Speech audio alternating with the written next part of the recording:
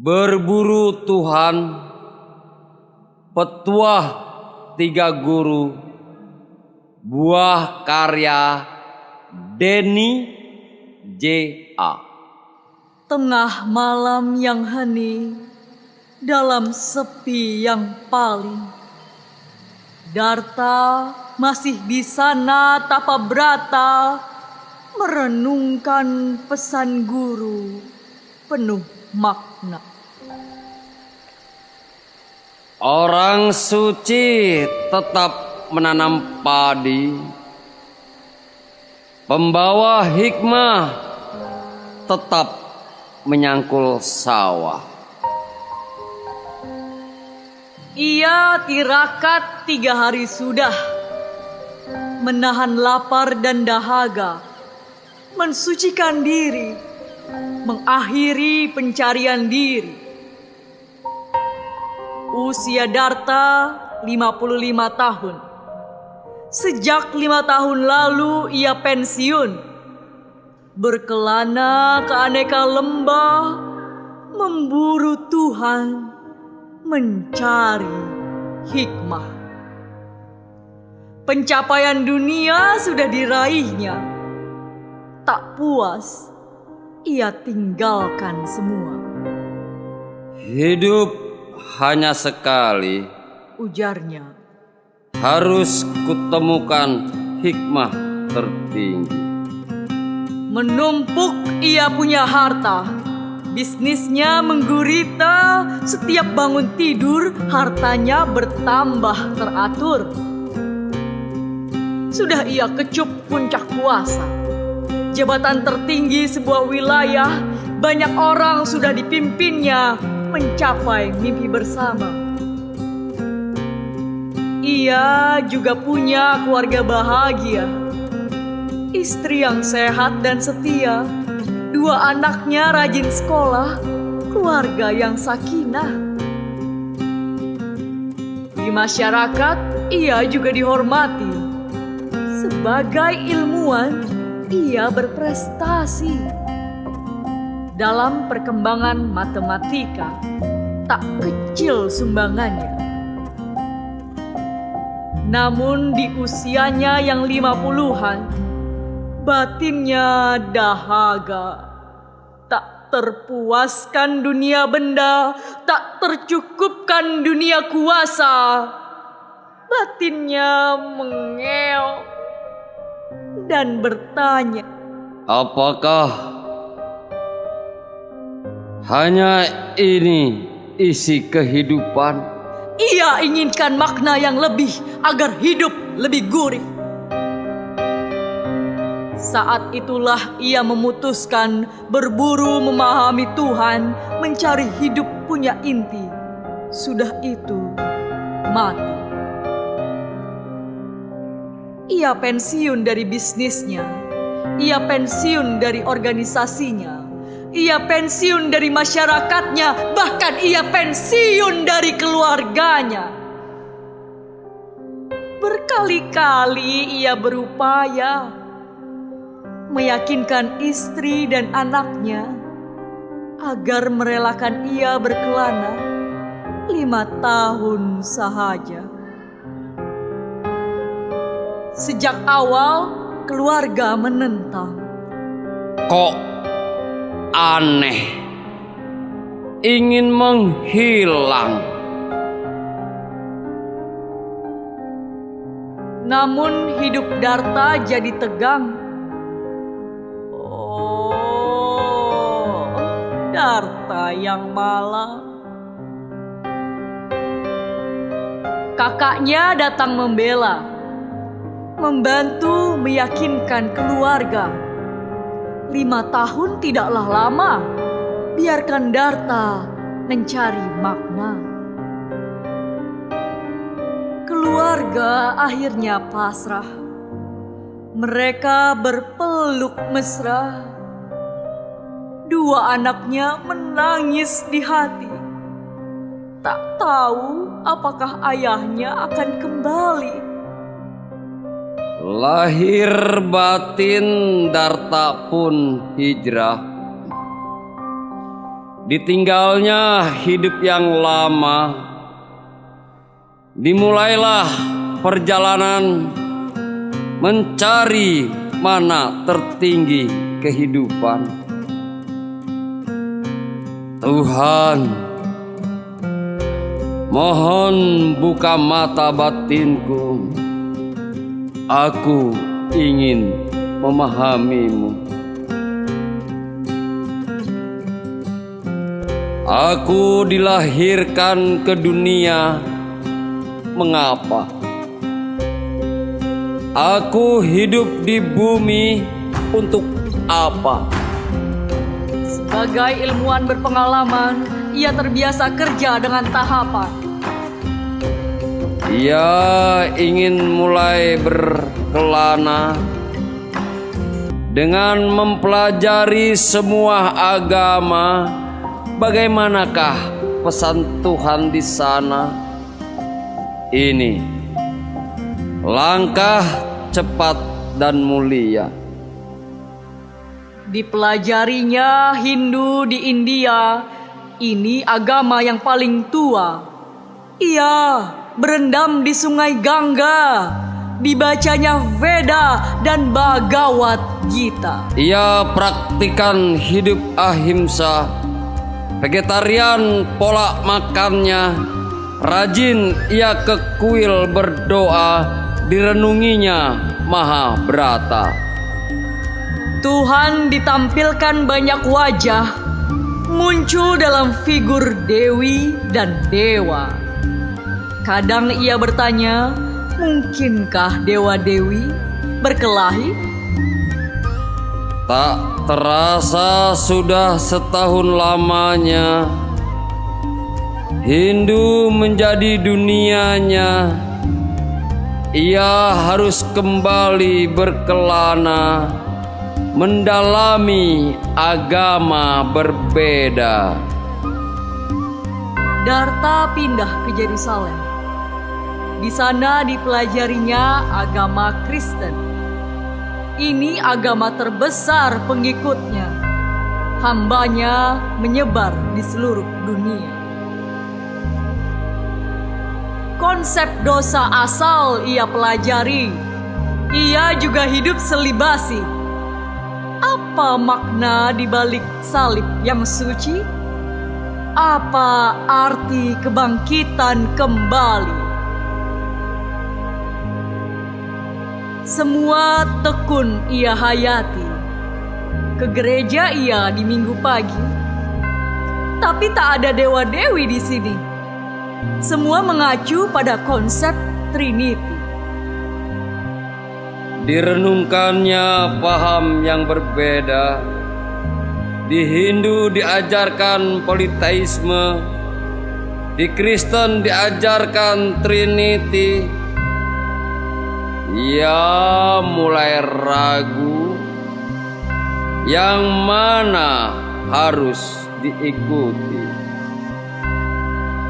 Setahun sudah ia di Yerusalem. Selanjutnya Darta ke Mekah. Islam agama terbesar kedua, kembali dibukanya mata dan telinga. Di bulan Ramadan, Darta ikut puasa. Dipelajarinya Quran dan sirah. Umroh ia juga tak lupa. Salat 5 waktu dan bersedekah ia. Di Ka'bah ia sempat terpana.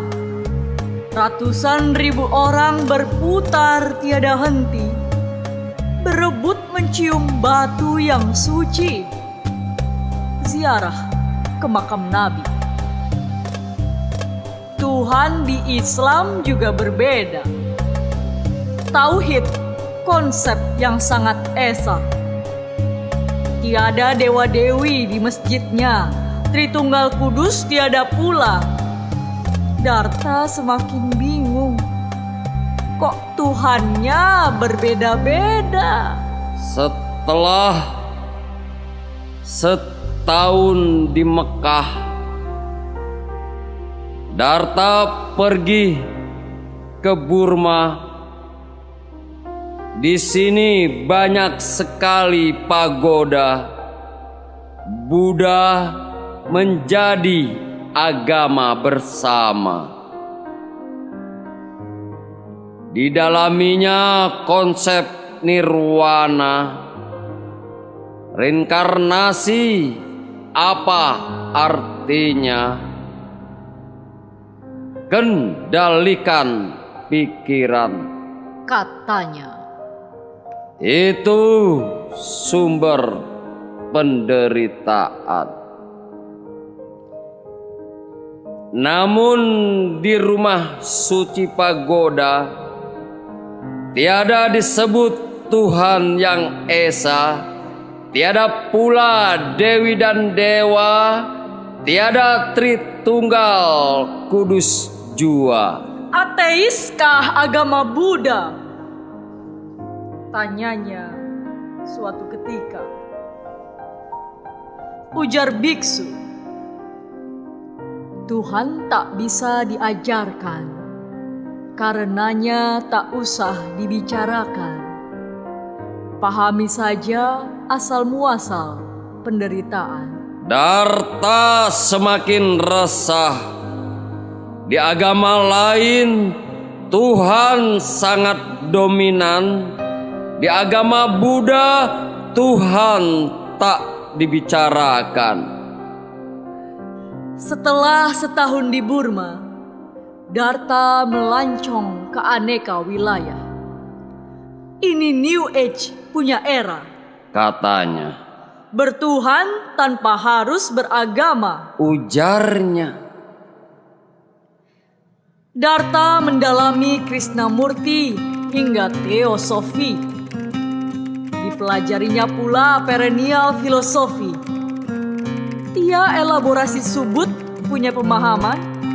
Tak lupa Ki Ageng Surya Mataram. Tuhan dan alam satu. Ujar mereka. Kita bagian Tuhan. Ujar yang lain. Tuhan itu kumpulan hukum fisika. Ujar satunya. Beda aliran, beda pula konsep Tuhan. Makin jauh Darta berjalan. Kok tidak semakin terang? Tanyanya. Semakin ia bingung soal Tuhan. Darta lalu ke dunia barat, ke Inggris dan Amerika.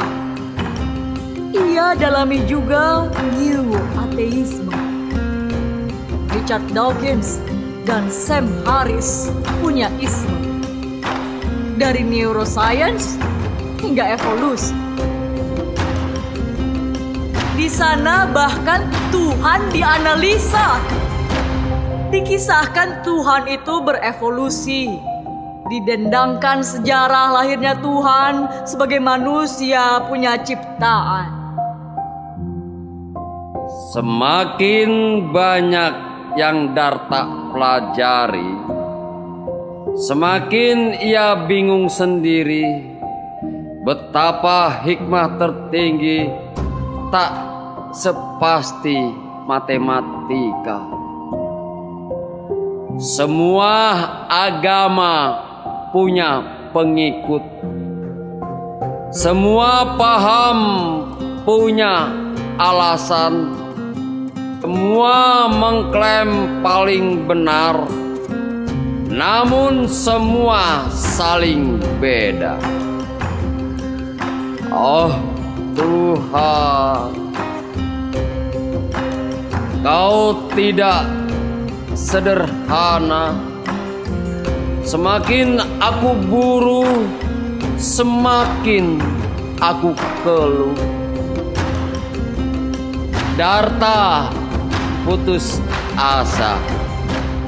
Banyak waktu dihabiskannya sudah. Malam itu ia menangis terseduh.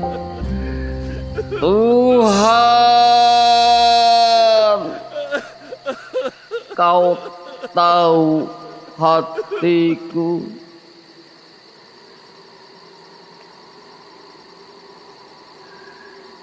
Telah kutinggalkan semua. Aku harus apa lagi? Semua agama sudah kupelajari dengan seluruh hati. Kadang aku merenung sampai pagi. Aku harus apa lagi? Teringat ia akan keluarga. Teringat ia akan kantor. Teringat ia teman. Teringat semua yang ditinggalkannya. Ia semakin berderai air mata. Bukan hikmah tertinggi yang ia dapatkan, tapi aneka perbedaan, aneka paham kepercayaan. Ia justru semakin rawan. Namun di suatu malam, itulah malam yang gaib, pintunya diketuk ajaib. Seekor burung dara hinggap membawa sepucuk surat. Siapa pengirimnya? Tak ia ketahui. Halo? Halo? Tiada yang menyahut. Dibukanya surat itu, hanya ada 3 alamat. Apa maksudnya? Darta tak paham. Siapa pula yang paham untuk ditanya? Apa arti alamat ini?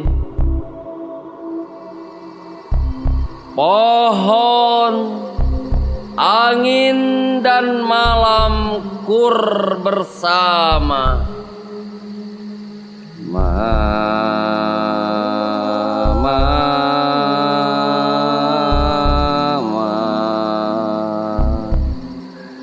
Carilah hikmah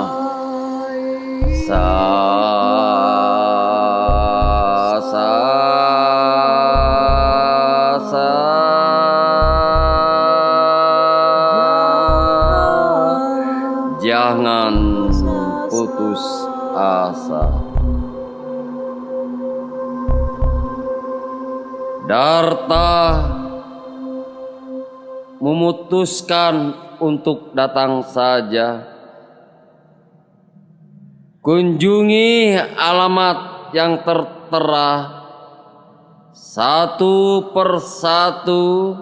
Setelah itu semua ia lupakan. Perjalanan yang tak banyak guna, ujarnya. Alamat pertama ia sampiri, ternyata sebuah taman burung. Ia disambut seorang yang welas asih, seolah sudah saling mengerti. Beberapa burung bisa bicara. Itu bangau putih bersuara. Semua buluku putih, lebih cantik dari bulu burung gagak hitam. Di pojok sana ada kakak tua. Ia tertawa pongah. Lihatlah, aku punya 2 warna. Lebih cantik dari bangau putih yang 1 warna. Di kandang ujung, burung merak mekar. Ia juga sombong berkelakar. Lihatlah, aku banyak warna. Lebih cantik dari kakak tua yang 2 warna. Lalu sang guru welas asih mengajak Darta keluar kebun burung ke alam bebas. Di sana jumpa gagak hitam. Kini gagak hitam yang bicara. Buluku memang tak secantik mereka, sehingga aku tak dikurung di taman burung. Tapi aku lebih hebat dari merak sekalipun. Aku hidup di dunia bebas. Darta bertanya, apa maksud semua? Sang guru welas asih hanya tersenyum. Ia mengantar Darta untuk kembali pulang. Hanya 1 kata sang guru ucapkan, renungkan. Dalam perjalanan pulang, Darta berpikir dalam. Apa arti dunia burung? Apa hubungannya dengan ia yang sedang berburu Tuhan? Merak merasa lebih cantik dari bangau. Bangau merasa lebih cantik dari kakak tua.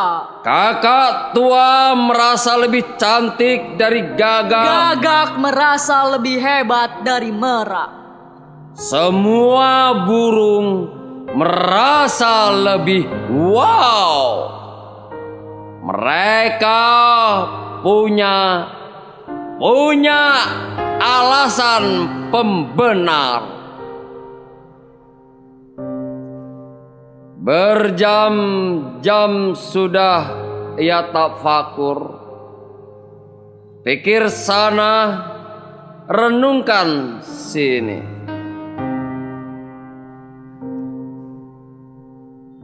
Aha. Bel berdenting di kepala. Kampung burung itu cermin orang awam beragama, kaca orang banyak bertuhan. Mereka saling hebat-hebatan tentang konsep Tuhan, tentang inti agama. Yang mereka bunyikan justru perbedaan. Itulah gambaran agama sepanjang sejarah. Yang satu merasa lebih, yang lain merasa paling. Yang satu merasa paling, yang lain merasa lebih.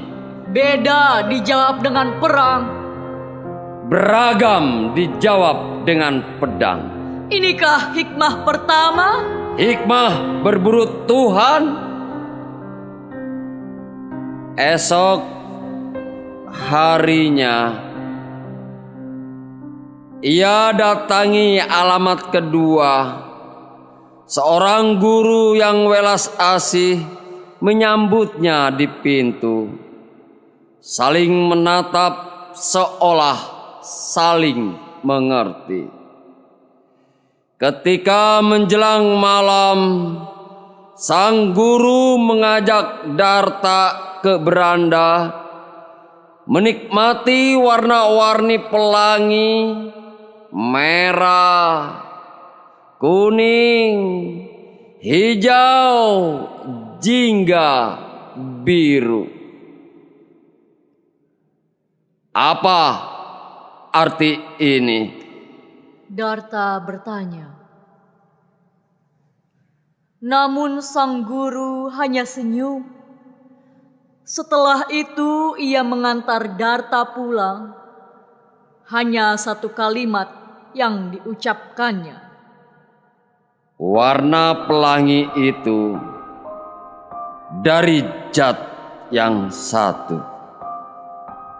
Kembali Darta merenung, apa hikmah pelangi dari zat yang satu. Berjam-jam berlalu, ia berjalan mundar-mandir, keras sekali ia berpikir. Aha!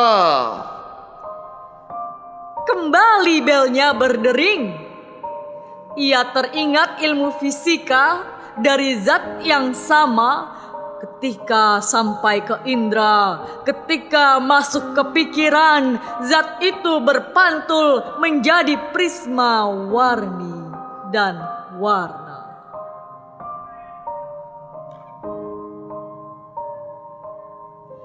Jika dilihat ujungnya, mereka berbeda.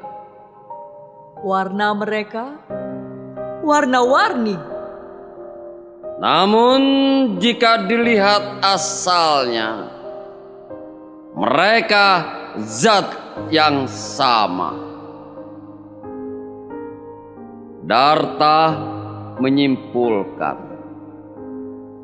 ini cermin dunia agama bukan di kalangan awam, tapi di kalangan sang pencerah. Zatnya sama, namun ketika masuk ke dalam sejarah, dalam waktu yang beda, dalam budaya yang beda, dalam indera yang beda, zat itu berprisma dalam banyak agama. Inikah hikmah kedua. Beragama di kalangan sang pencerah berbeda dengan orang awam. Yang awam tonjolkan perbedaan, beresiko dengan kekerasan. Para pencerah mencari persamaan, mereka mencari kedamaian. Darta mulai merasa lega. Makna mulai menghapus dahaga. Inikah hikmah kedua.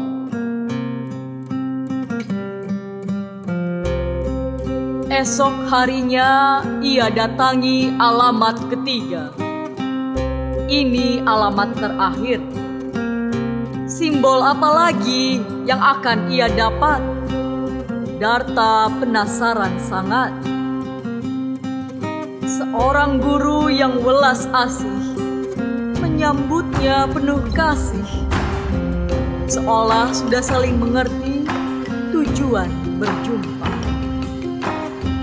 Ia hanya mengajak Darta ke sawah, menunjukkan seorang suci yang sedang bekerja di sana. Ia hanya ucapkan 2 kalimat. Orang suci tetap menanam padi. Pembawa hikmah tetap menyangkul sawah. Artinya, ujar Darta bingung. Sang guru hanya tersenyum. Ia mengantar Darta pulang sambil berkata, renungkan dan jangan kembali. Sudah 3 malam Darta merenung. Hikmah di balik itu pesan ia hubungkan dengan berburu Tuhan. ia hubungkan juga dengan hidupnya sendiri. Pesan ketiga ini paling lama ia pahami. Kadang ia ingin menyerah saja dan tak peduli.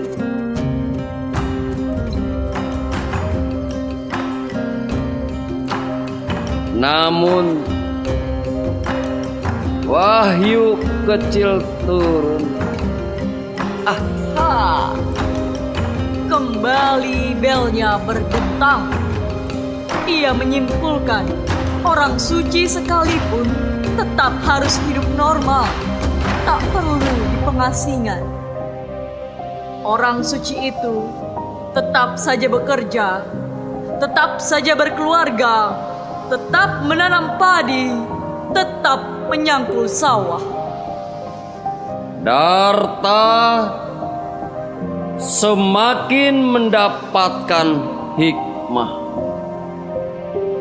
Ia merasa tak sia-sia habiskan banyak waktu meninggalkan dunia berburu Tuhan. Malam itu Darta tidur bertenda langit, beralas rumput, ditatapnya bintang gemintang.